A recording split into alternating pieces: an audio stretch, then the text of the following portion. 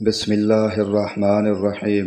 یعلا بن امیہ سے روایت ہے، انہوں نے حضرت عمر رضی اللہ عنہ سے کہا کہ کبھی آپ مجھے نبی کریم صلی اللہ علیہ وآلہ وسلم کو اس حال میں دکھائیے جب آپ پر وحی نازل ہو رہی ہو۔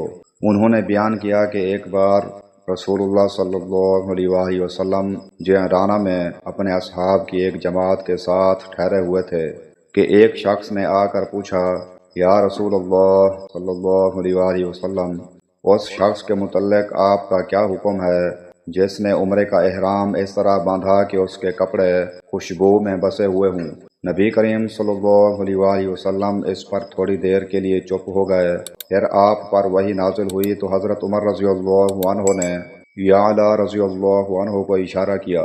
یعلا آئے تو رسول اللہ صلی اللہ علیہ وآلہ وسلم پر ایک کپڑا تھا جس کے اندر آپ تشریف رکھتے تھے۔ انہوں نے کپڑے کے اندر اپنا سر کیا تو کیا دیکھتے ہیں کہ روئے مبارک سرخ ہے اور آپ خراٹے لے رہے ہیں۔ پھر یہ حالت ختم ہوئی تو آپ نے فرمایا کہ وہ شخص کہاں ہے جس نے عمرہ کے متعلق پوچھا تھا؟ شخص مذکور حاضر کیا گیا تو آپ نے فرمایا کہ جو خوشبو لگا رکھی ہے اسے 3 مرتبہ دھو لے اور اپنا جبہ اتار دے۔ عمرے میں بھی اسی طرح کر جس طرح حج میں کرتے ہو۔ میں نے عطا سے پوچھا کہ کیا ان حضور صلی اللہ علیہ وآلہ وسلم کے 3 مرتبہ دھونے کے حکم سے پوری طرح صفائی مراد تھی؟ تو انہوں نے کہا کہ ہاں۔ صحیح بخاری حدیث نمبر 1536۔ ابن عباس رضی اللہ عنہما سے روایت ہے کہ نبی کریم صلی اللہ علیہ وآلہ وسلم نے مدینہ والوں کے احرام کے لیے ذوالحلیفہ، شام والوں کے لیے جحفہ، نجد والوں کے لیے قرن منازل، یمن والوں کے لیے یلملم متعین کیا۔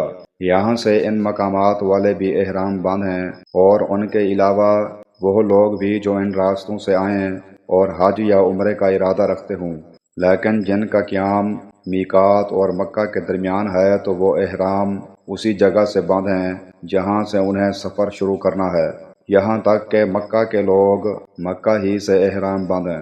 صحیح بخاری حدیث نمبر 1524۔ ام المؤمنین حضرت عائشہ صدیقہ رضی اللہ عنہا نے کہا کہ انہوں نے پوچھا، یا رسول اللہ صلی اللہ علیہ وآلہ وسلم، ہم دیکھتے ہیں کہ جہاد سب نیک کاموں سے بڑھ کر ہے، پھر ہم بھی کیوں نہ جہاد کریں؟ حضور صلی اللہ علیہ وآلہ وسلم نے فرمایا کہ نہیں، بلکہ سب سے افضل جہاد حج ہے جو مبرور ہو۔ صحیح بخاری حدیث نمبر 1520۔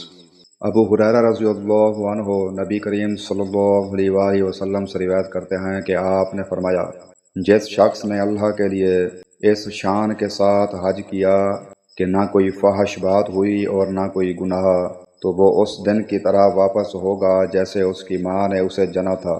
صحیح بخاری حدیث نمبر 1521۔